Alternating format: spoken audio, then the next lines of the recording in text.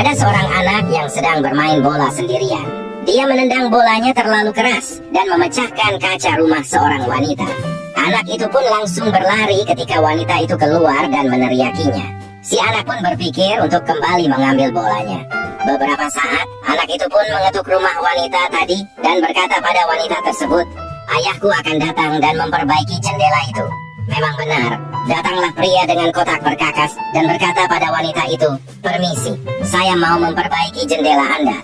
Wanita itu pun mempersilahkan pria tersebut masuk untuk membetulkan jendelanya. Selagi pria itu membetulkan jendela, anak tadi meminta bolanya kembali. Wanita itu pun memberikan sambil berpesan agar lain kali hati-hati. Anak itu pun pulang. Setelah selesai membetulkan jendela, pria tadi langsung memberikan tagihan kepada wanita tersebut. Wanita itu pun kaget dan berkata, "Bukannya Anda ayahnya?" Si pria itu pun berkata, "Loh, bukannya Anda ibunya?"